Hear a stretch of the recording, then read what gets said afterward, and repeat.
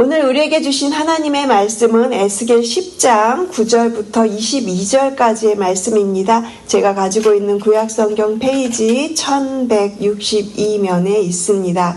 에스겔 10장 9절부터 22절까지의 말씀을 우리 모두 함께 한 목소리로 합독하겠습니다. 에스겔 10장 9절부터 22절까지입니다. 찾으신 줄로 알고 함께 9절부터 읽겠습니다. 내가 보니 그룹들 곁에 네 바퀴가 있는데 이 그룹 곁에도 한 바퀴가 있고 저 그룹 곁에도 한 바퀴가 있으며 그 바퀴 모양은 황옥 같으며 그 모양은 넷이 꼭 같은데 마치 바퀴 안에 바퀴가 있는 것 같으며 그룹들이 나아갈 때에는 사방으로 몸을 돌리지 아니하고 나아가되 몸을 돌리지 아니하고 그 머리 향한 곳으로 나아가며 그 온몸과 등과 손과 날개와 바퀴 곧 네 그룹의 바퀴의 둘레에 다 눈이 가득하더라.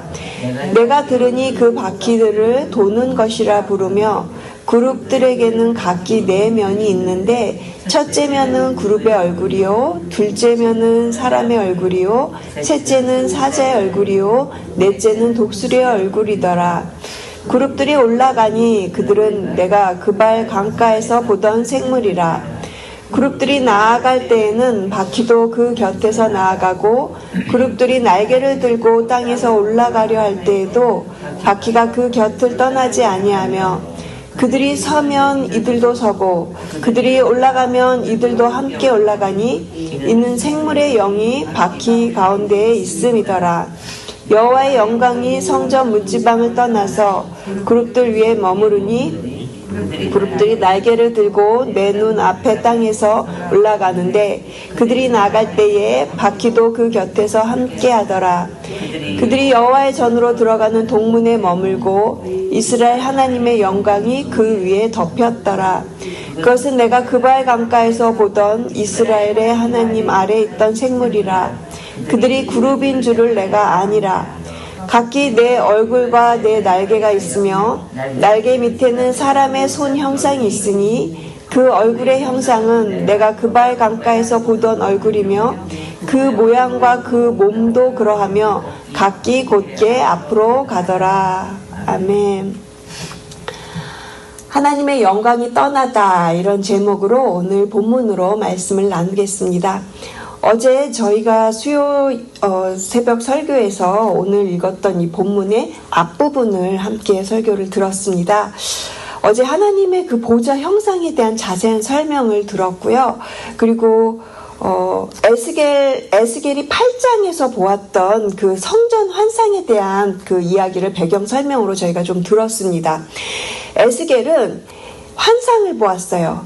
예루살렘 성전 안에서 온갖 우상 숭배가 일어나고 그렇게 참혹한 그 현장이 일어나는 것을 환상으로 하나님께서 보여주셨습니다.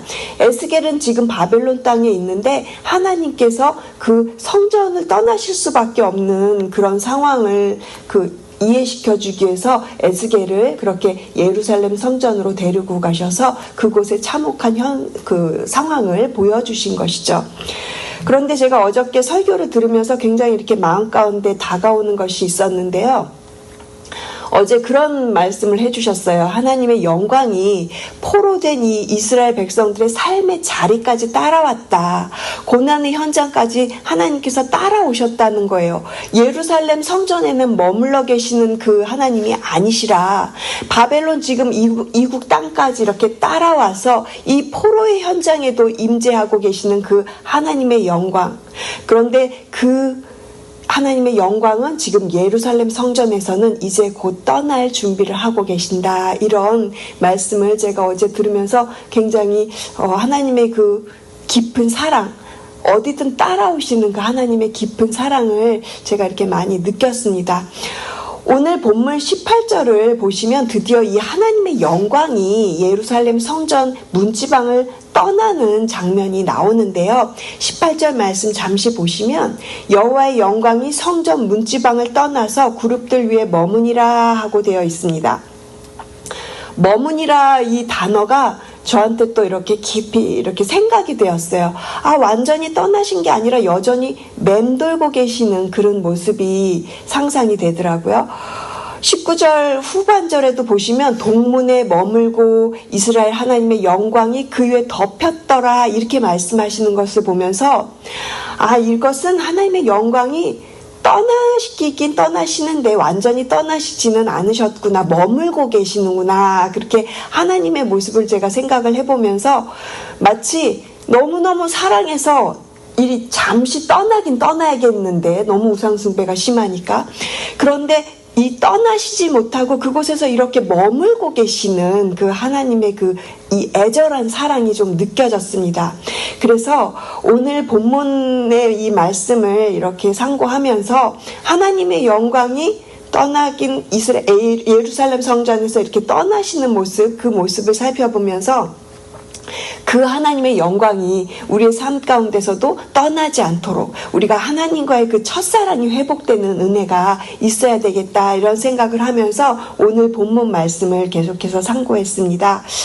이제 오늘 본문 말씀으로 들어가 보시면 오늘 본문 9절부터 14절까지는 그룹들과 그리고 네 바퀴에 대한 환상이 자세하게 그려지고 있는데요. 어제도 저희가 이 부분에 대한 설명을 좀 자세히 들었습니다. 에스겔이 1장에서도 보았던 그 같은 형상을 이제 다시 보고 있는, 더 자세하게 보고 있는 그런 설명인데요. 9절 말씀, 우리 함께 9절 말씀 소리내어 같이 읽겠습니다. 내가 보니 그룹들 곁에 네 바퀴가 있는데 이 그룹 곁에도 한 바퀴가 있고 저 그룹 곁에도 한 바퀴가 있으며 그 바퀴 모양은 황옥 같으며. 그룹과 네 바퀴가 함께 있다고 말씀을 하고 계세요. 하나님의 보좌를 호위하고 있는 이 네 그룹이 있는데 이 네 그룹 곁에는 꼭 같이 바퀴도 같이 있다라는 거예요. 그리고 이 바퀴의 모양은 황옥 같다라고 했고요. 그런데 이 모양이 네 개인데 그 모양이 모두 이렇게 똑같다고 그렇게 표현을 하고 있습니다. 10절을 보니까 그 모양은 넷이 꼭 같은데 마치 바퀴 안에 바퀴가 있는 것 같으며 라고 말씀하고 계세요. 그림을 좀 그려보면 우리가 참 신기한 어떤 좀 신기한 환상이라고 할 수 있어요. 바퀴 안에 또 바퀴가 있다라는 이 표현은, 이 바퀴에 대해서 제가 좀 다른 책들도 찾아보고 또 다른 목사님들이 설교하는 것도 좀 이렇게 들어봤는데, 하나님의 섭리, 그 하나님의 섭리 가운데 계속해서 진행되는 어떤 하나님의 구속 역사를 의미한다고 합니다. 그러니까 이것은 그냥 우연히 흘러가는 역사가 아니라 우리의 그 역사, 하나님의 구속 역사와 우리의 모든 그 역사 가운데 가장 깊은 핵심에 바로 하나님의 섭리가 있다, 하나님의 주권을 이야기하고 있는 것입니다.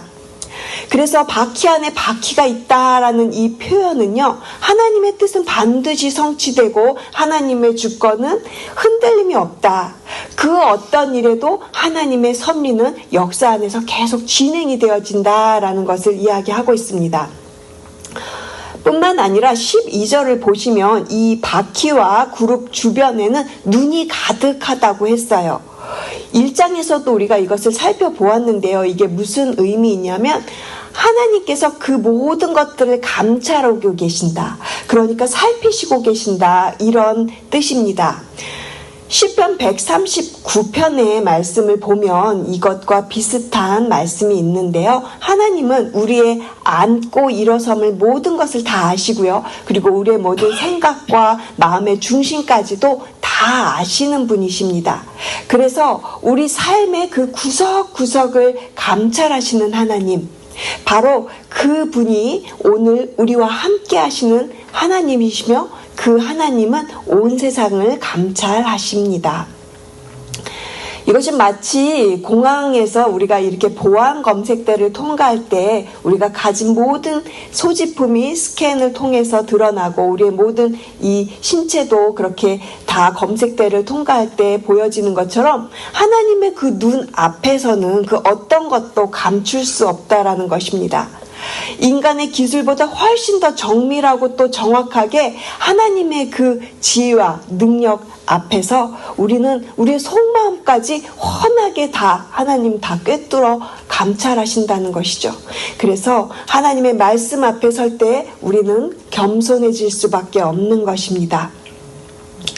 오늘 에스겔 선지자가 그 바로 감찰하시는 그 하나님, 역사의 주인이시며 중심에서 모든 것을 살피시는 그 하나님을 이 말씀을 통해서 다시 선포하고 있습니다.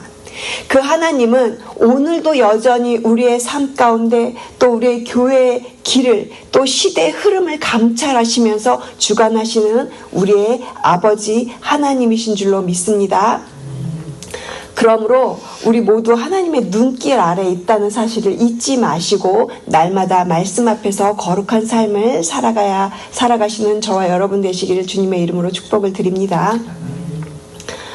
그런데 오늘 본문을 보시면 결국 하나님의 영광이 성전을 떠나는 장면을 우리가 보게 되는데요. 우리 함께 18절, 19절의 말씀을 같이 읽겠습니다.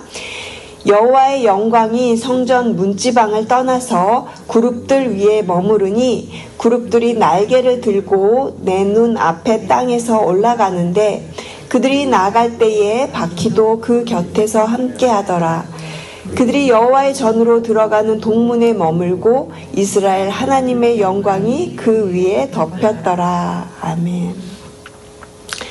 18절 말씀은 에스겔 선지자에게 있어서 매우 애통한 그런 장면을 보여주고 있습니다.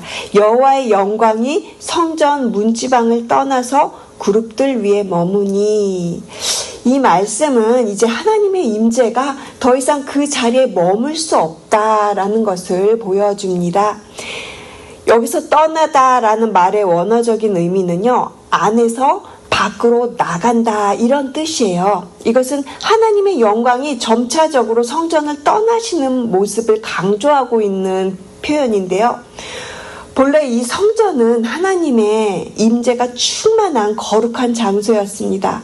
그런데 그곳에서 아주 심한 우상 숭배, 정말 어떻게 말로 표현할 수 없는 그런 아주 가증한 그 우상 숭배가 있어서 하나님께서 이곳을 이제 떠나셨다면 더 이상 이곳은 성전이 아니라 그냥 건물인 거예요. 더 이상 성전의 역할을 할 수가 없는 장소인 것입니다. 결국 이 여호와의 영광이 떠난 예루살렘 성전에는요, 이방 민족들, 바벨론 군대가 침입해서 도시를 불태우고 또 성전을 무너뜨리고 그 모든 성읍을 철저하게 파괴하게 됩니다. 이 모든 일이 일어난 결정적인 이유가요, 바로 이렇게 하나님의 영광이 떠나셨기 때문이라는 것이죠.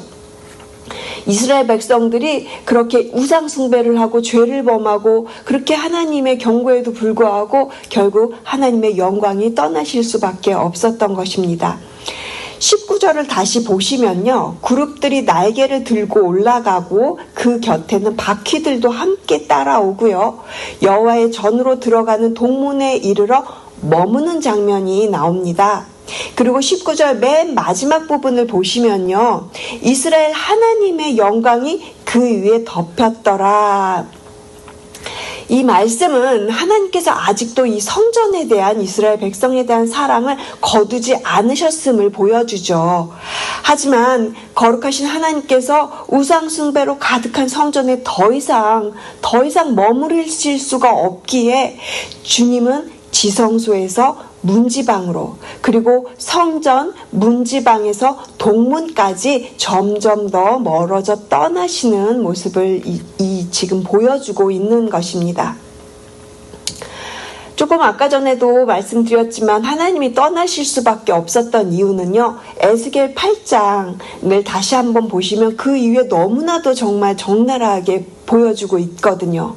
성전은 더 이상 거룩한 곳이 아니었고요, 장로들은 우상을 벽에다 그려놓고 은밀하게 섬겼고요. 어제 우리가 잠시 들었는데 여인들은 그곳에서 단무스를 그렇게 애통하면서 그곳에서 예배하고 섬기고, 그리고 심지어는 제사장들조차도요, 성전 안에서 태양신에게 절하는 그런 환상을 에스겔이 이제 8장에서 보았다라는 것입니다.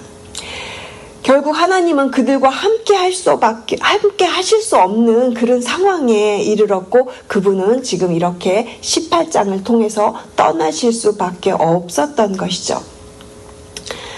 지금 이 본문의 떠나심은 죄로 인해서 하나님이 정말로 떠나실 수밖에 없었던 그런 깊은 하나님의 아픔, 그리고 이렇게 단절을 의미합니다. 이처럼 하나님의 영광이 머물던 자리를 떠나신다는 것은요, 관계의 단절이죠.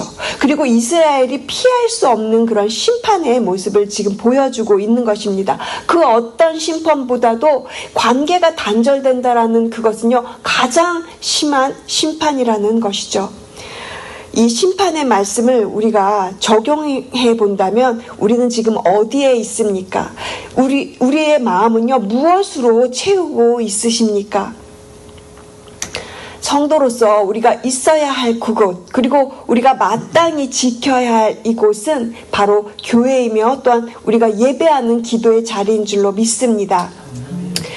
구약의 성전은 그림자였어요.